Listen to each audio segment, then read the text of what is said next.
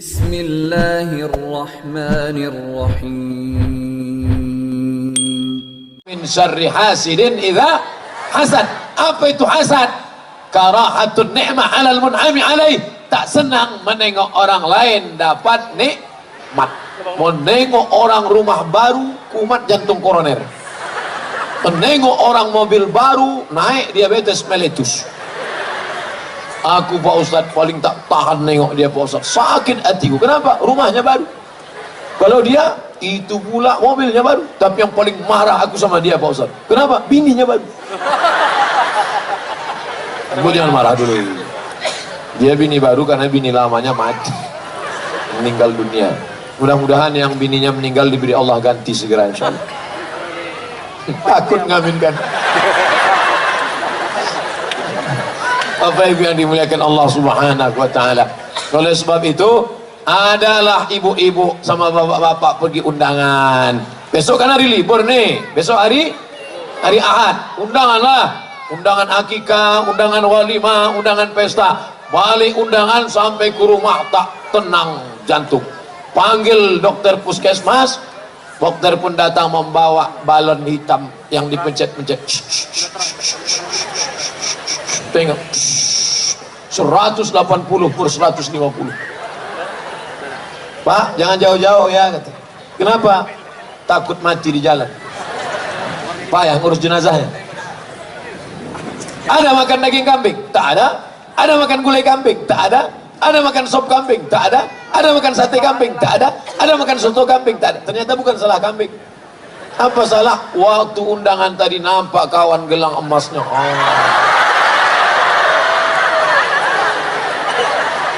Kawan itu pun udah tahu orang sekarang ekonomi susah, tak semua hati orang bersih, dipakailah besar. Sebentar, jam berapa ya? Jam berapa? Gatal.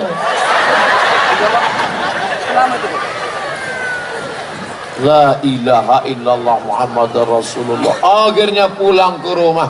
Saya udah tanya itu sama dokter spesialis jantung koroner. Pak dokter, ya. Aku nih bodoh dalam bidang medis Pak dokter ya. Ada yang mau kutanya Pak dokter. Apa?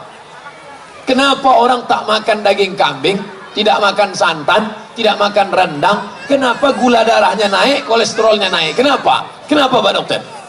Kata Pak dokter, sebenarnya Ustadz, ini bukan masalah makanan. Oh, jadi bukan salah makanan? Bukan. Jadi apa? Faktor psikologis. Jadi dokter ini bahasanya lembut. Faktor psikologis. Kalau bahasa ustadznya apa? Busuk hati. Maka bersihkan hati.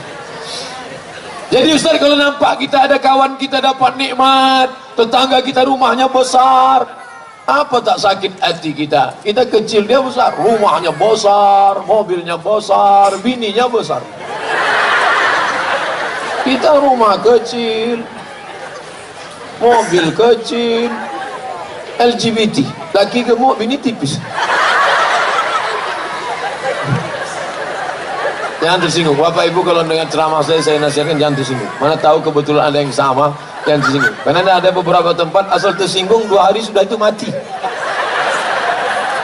Bukan karena saya hebat, nah, karena memang ajal sudah sampai. Jadi masalah kalau dapat nampak nikmat orang besar ini bagaimana cara mengatasinya Pak Ustadz? Kata Nabi, doakan dia. Sama-sama anak kita sama anak dia. Sama-sama satu SD, sama-sama satu SMP, sama-sama kuliah, sama-sama kerja. Tiba-tiba anak dia duluan nikah. Tentu telinga kita tak tahan. Anak ibu sama dia kan sama, iya. Kok anak dia dipinang orang duluan? Iyalah, dia pakai pelet. Tentu marah hati kita. Jadi bagaimana caranya? Doakan dia ketika anak itu pesta nikah datang ke pelaminan, ucapkan barakallahu lakuma wa baraka alaikuma wa jama'a bainakuma fi khair. Doakan. Besok kalau ada yang begitu doakan. Tapi kalau hati kita bersih, kalau hati tak bersih, doanya sama, bunyinya lain. Barakallahu lakuma wa baraka alaikuma wa jama'a.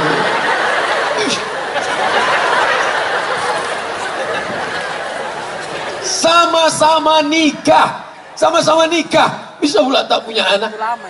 10 tahun udah Pak Ustaz tak ada anak. Kawan itu nikah Januari, April dapat. Apa tak marah gitu, emosi. Jadi bagaimana caranya? Doakan. Datang akikah anaknya, doakan. Apa doa akikah anak? 4. Barakallahu laka fil mauhub wa syakartal wahib wa ruzikta birrahu wa balagha asyuddahu. Barakallahu laka fil mauhub, semoga Allah memberkahi anakmu. Wa syakartal wahib, kau bersyukur pada Allah. Wa balagha asyuddahu, sampai usia anak ini dewasa. Wa ruzikta birrahu, kau dapat baktinya. Bagi yang hafal, barakallahu laka fil mauhub wa syakartal wahib wa ruzikta birrahu wa balagha asyuddahu. Bagi yang hafal. Bagi yang tak hafal, gerak-gerakkan aja mulut. Apa yang kau baca tadi? Terserah aku lah, mulut-mulut aku pokoknya. Bapak Ibu yang dimuliakan Allah. Jadi syarat yang pertama, kalau mau hilang rasa hasad, benci, dengki, busuk hati menengok kawan adalah yang pertama, caranya doakan orang itu supaya ya, nih di atas nih pejabat-pejabat kita, orang-orang hebat nih di atas nih, doakan mereka nih. Kalau kita doakan mereka, datang malaikat, dikirimkan Allah. Apa kata malaikat? Amin, kabulkan doa orang ini, kau dapat yang sama macam yang kau doakan. Ya Allah, ini tetanggaku rumahnya baru, mobilnya baru, bukan main sakit hatiku nengok dia. Ya Allah, udahlah mobil itu baru, dipasangnya pula kaca 80% gelap, tak nampak. Asal berselisih di jalan tak mau dia buka, diklaksonnya 2 kali, ten ten, ay. Panjangkan umurnya ya Allah, murahkan rezekinya ya Allah, jadikan anaknya soleh dan solehah. Apa kata malaikat? Amin, kabulkan doa orang ini, walaka misluh, kau dapat yang sama macam yang kau doakan. Begitu. Jangan doakan yang tak baik. Ini orang kalau sudah menengok orang lain dapat nikmat, ya Allah, sakit betul hatiku nengok dia. Kalau bisa cepatkan dia mati. Kalau bisa jangan langsung mati, buat stroke agak 6 bulan nih. Apa kata malaikat? Amin, kabulkan doanya, dia dapat. Duluan kau kena, dia tahu. Oleh sebab itu maka jangan. Aku Pak Ustadz memang tak bisa aku mendoakan dia Pak Ustadz. Kenapa? Sakit betul hatiku. Dia ejeknya sumpah serapah, dia ejeknya aku di internet, dia ejeknya aku di Twitter, dia ejeknya aku di BBM, dia ejeknya aku di YouTube. Sabar, sabar, sabar. Bapak Ibu tengok orang yang mengejek-ejek saya di internet itu, pernah saya balas? Pernah tak Bapak Ibu menengok saya mencaci maki orang di internet? Ada? Tak pernah saya balas. Kenapa? Saya tak tahu passwordnya.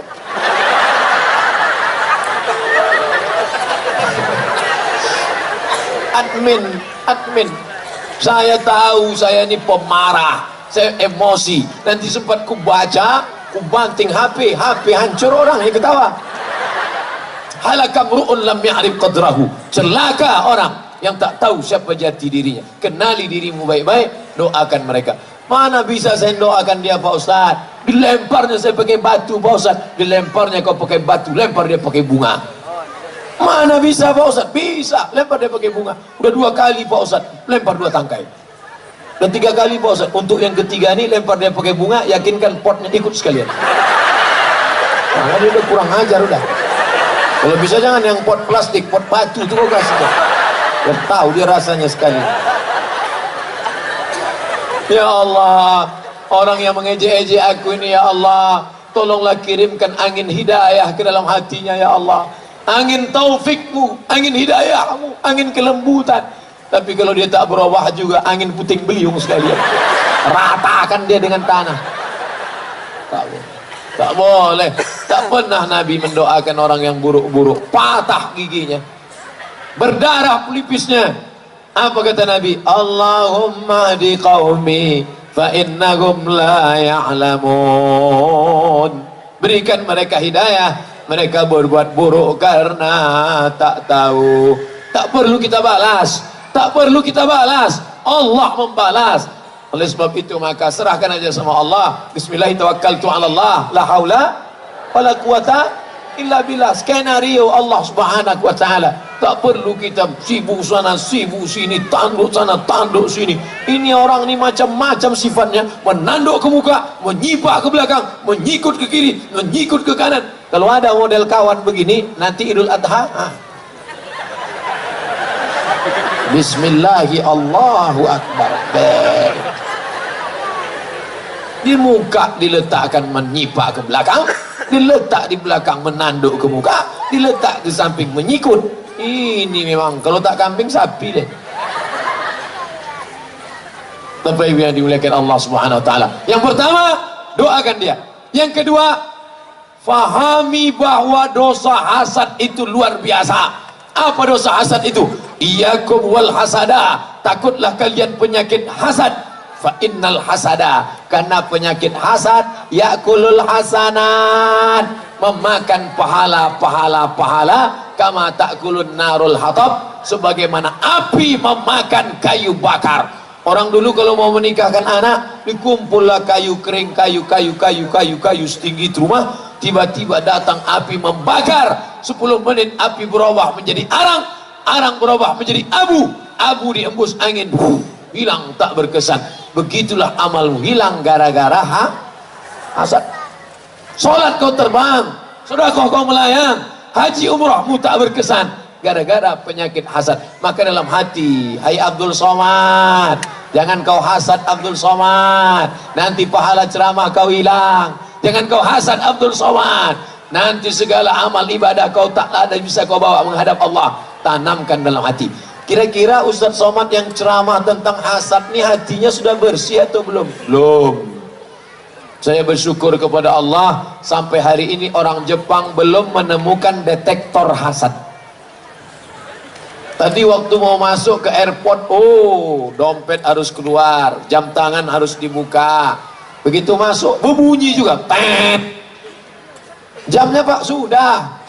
Sudah, apa lagi? Oh, itu Pak, sepatu. Buka lagi sepatu. Ikat pinggang, aku tak pernah pakai ikat pinggang.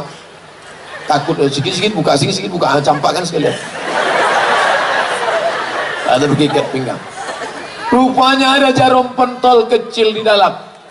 Detektor logam ada, tapi detektor hasad belum ada sampai sekarang. Bersyukur kita dan kita berdoa kepada Allah, jangan sampai ada dibuat orang Jepang detektor hasad.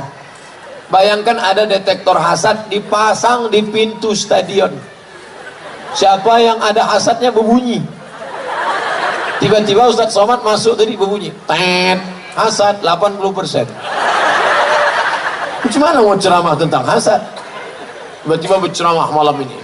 Saudara sekalian, mari kita bersihkan hati kita dari hasad.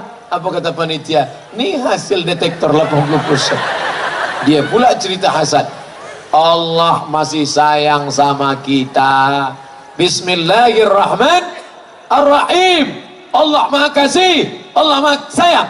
Kalau Allah tak kasih, tak sayang, dibukakannya aib-aib kita. Sekali hasad, tumbuh tai lalat satu. Sekali hasad, tumbuh tai lalat satu. Sekali hasad, tumbuh tai lalat. Mungkin muka kita di tai lalat aja sih.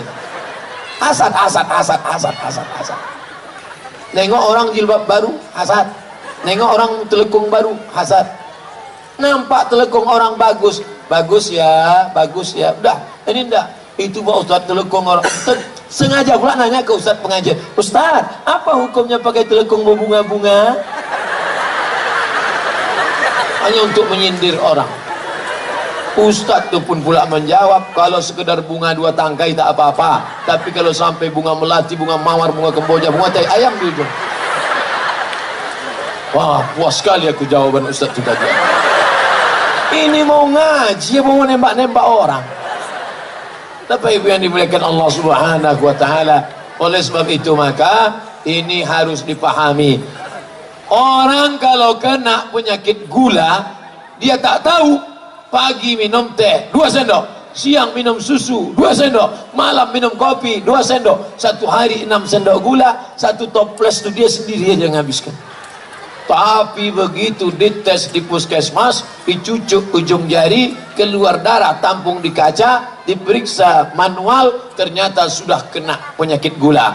Bapak sudah kena penyakit gula, namanya diabetes. Apa itu diabetes? Diabetes mellitus. Sejak itu kalau ada dikasih orang teh manis, Bapak minum gula, takut. Kenapa? Karena dia sudah tahu nanti tulang daging akan membusuk, rontok, hancur, tak ada lagi. Makanya dulu kita kalau bertamu ke rumah orang kan dikasih gula. Gula. Sekarang tak, orang takut gula. Tak ada. Di mana-mana air putih. Tengok air putih kan. Astaga, kenapa gitu? Saya tak ada niat menyindir, demi Allah. Demi Allah ya demi. Tadi saya di hotel sudah 3 kali minum teh manis. Tak ada. Saya penceramah yang tak pandai sindir menyindir. Demi Allah, wallahi tallahi billahi. Dulu pernah saya menyindir ceramah gara-gara panitia ngajak nyindir. Ustaz, tolong Ustaz sindirkan. Apa? Itu ada orang jamaah sudah menyumbang 300 juta dimintanya balik. Kami sudah sempat ngutang semen mintanya balik. Jadi apa judul ceramahnya? Siapa yang meminta duitnya lagi macam anjing menjilat muntahnya. Oke, kita sampaikan. Al-aidu ila hibatihi kal kalbil ladzi ya'udu ila qayhi. Orang yang sudah memberikan sedekah dimintanya lagi sama macam anjing yang menjilat muntahnya. Selesai acara pengajian, mohon maaf Pak Ustaz, yang disindir itu tak datang.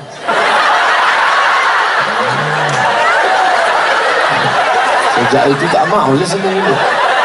Kalau ada, jadi jangan sampai tersinggung dengan ceramah. Ini harus saya jelaskan dari awal. Jangan sampai nanti Ustaz itu sindir-nyindir. Enggak, saya tak pandai itu. Tak tahu saya tadi entah apa judul ceramah mau disampaikan. Tiba-tiba ke situ aja belok. Bapak Ibu yang dimuliakan Allah Subhanahu wa taala. Nah, yang pertama, doakan orang yang dapat nikmat itu, nikmat anak, nikmat jabatan, nikmat kekuasaan, nikmat jadi anggota legislatif, nikmat jadi bupati, gubernur, nikmat jadi macam-macam. Yang kedua, pahami dengan baik. Kalau sampai aku kena penyakit hasad ini, lebih ngeri daripada diabetes meletus, lebih ngeri daripada jantung koroner, lebih ngeri daripada kurap kadas dan panom. Yang ketiga, apa dia? Bahwa hasad ini hanya menghukum diri kita sendiri. Orang yang kena penyakit hasad, dia menghukum dirinya sendiri. Orang lain rumahnya bagus, rumah dia jelek, hasad dia. Apakah dengan hasadnya itu berubah rumahnya? Tidak. Tetangganya mobil baru, dia pakai kap 70. Yang pakai kap 70 jangan beratus. Apakah dengan hasad dia berubah kap 70 itu jadi 32.000? Tidak. Jangan sepeda dengan kap 70. Itu yang paling dicari-cari orang sekarang. Nah, itu cara memperbaiki balik. Bapak Ibu yang dimuliakan Allah Subhanahu wa taala. Oleh sebab itu maka hasad nih, anak-anak lajang hasad menengok bini kawan cantik, sama-sama satu kuliah, sama-sama satu kampus, sama-sama kerja, tiba-tiba dia nikah bini cantik. Menengok bini ini menitik air liur, menengok ini menitik air mata. Tentu muncul hasad, datang hasad. Doakan, hilangkan, hanya menghukum diri sendiri. Oleh sebab itu maka tidak ada penyakit. Dari hasad inilah muncul penyakit hasud. Ini kita akan berikan surprise, door prize, dan ada hadiah. Dia akan dinaikkan, dipromosikan. Muncul hasud. Pak, jangan Bapak, itu orangnya jahat, itu orang akhirnya muncul alladzi waswisu fi sudurin nas minal jinnati wan nas, berbisik-bisik. Kalau setan yang menggoda, bisa kita bacakan ayat kursi, Allahul qayyum la ta'khudhuhu sinatun wa la nawm. Tapi kalau kawan nas yang berbisik-bisik, kita bacakan ayat kursi, hafal pula dia dari kita. Nauzubillah. Bapak Ibu yang dimuliakan Allah Subhanahu wa taala, hendaknya yang berceramah malam ini dan yang mendengar ceramah keluar dari ceramah ini bersih hatinya dari hasad. Amin. Yang pertama kali kena hasad itu siapa Pak Ustaz? Adam alaihissalam dari tanah. Adam dari tanah. Tiba-tiba disuruh Allah semua malaikat sujud kepada Adam. Wa il qulna lil malaikati, kami katakan kepada malaikat semuanya, usjudu li Adam, sujudlah kepada Adam. Fasajadu, semuanya sujud. Ada satu yang tak mau sujud. Siapa dia? Iblis. Kenapa dia tak mau sujud? Sebab iblis tak mau sujud adalah Hasad. Kenapa dia hasad? Kenapa Adam yang sujud malaikat? Adam dari tanah, ibu, bapak, saya, bapak anggota dewan, semua kita ini diciptakan dari tanah, dari tanah. Ustaz Somad, ya, kita ini semua dari tanah, ya. Kalau memang kita dari tanah, kenapa sifatnya lain-lain?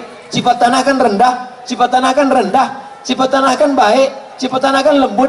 Kenapa dia tak baik? Dia dari tanah juga, cuman dari tanah sengketa. Jangan agak lain. Tapi jangan pula gara-gara ini balik nanti langsung nengok kawan. Ini tanah sengketa. Ini tanah sengketa. Bukan itu maksudnya. Ceramah itu mengukur diri. Kalau kita habis dengar ceramah pengajian untuk mengukur diri, bukan untuk mengukur orang. Kadang orang kalau sudah dapat meteran 1 meter 100 cm, itu dipakainya untuk mengukur orang. Kau kurang. Dipakai untuk mengukur diri kemari. Tuba liman shaghalahu aibuhu an ayubin nas. Berbahagialah orang yang sibuk memikirkan cacatnya sehingga tak sempat memikirkan cacat orang lain. Berbahagialah orang yang sibuk memikirkan kekurangan anaknya. Anakku tak pandai ngaji, anakku lari dari pesantren, anakku tak pakai jilbab, sehingga tak sempat memikirkan cacat aib orang lain. Hari ini orang sibuk memikirkan aib anak orang sampai tak sempat memikirkan anaknya.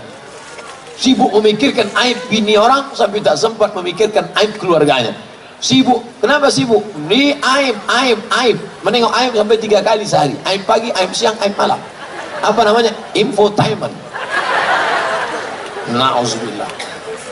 Apa ibu yang dimuliakan Allah Subhanahu wa ta'ala? Ini hasad. Jadi yang pertama kali kena penyakit hasad itu adalah iblis.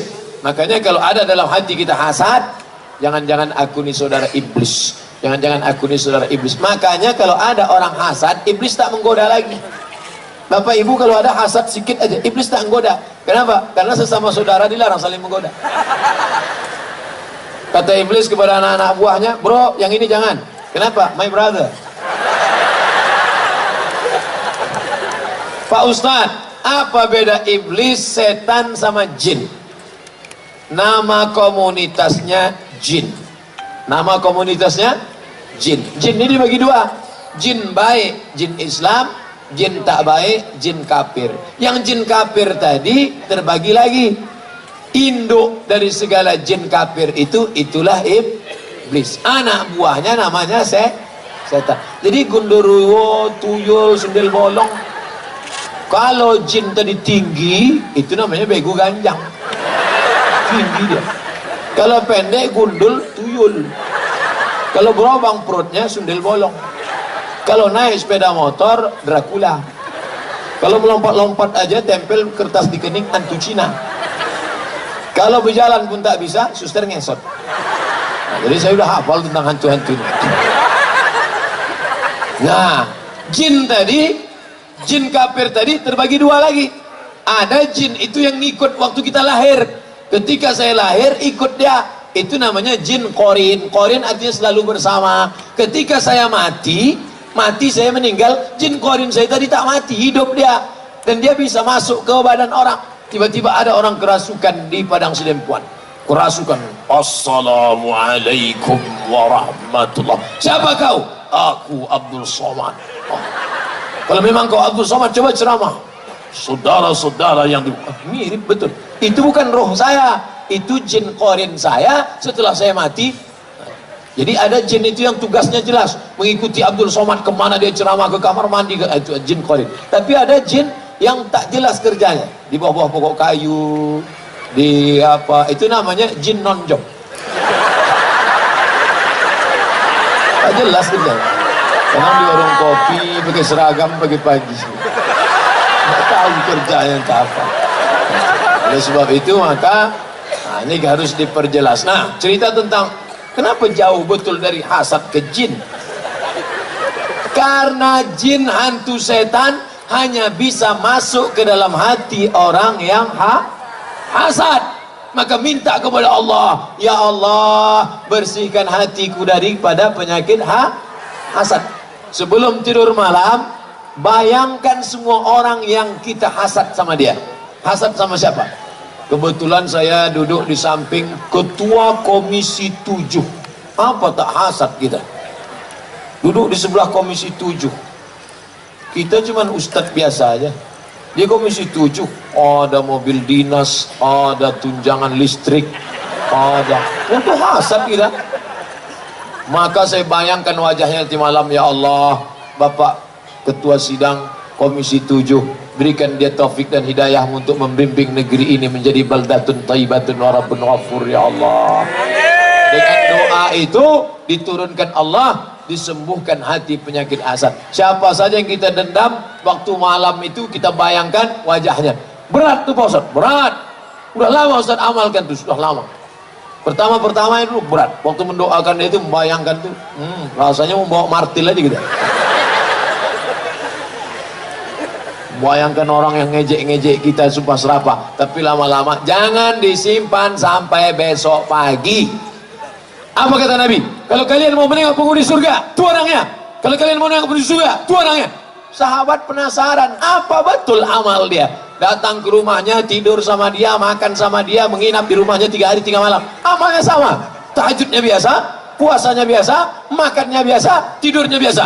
Akhirnya dia tanya, hai saudaraku, ya akhi, bahasa Arabnya. Bahasa Jawanya, sedulurku. Bahasa Inggrisnya, halak kita sesudena.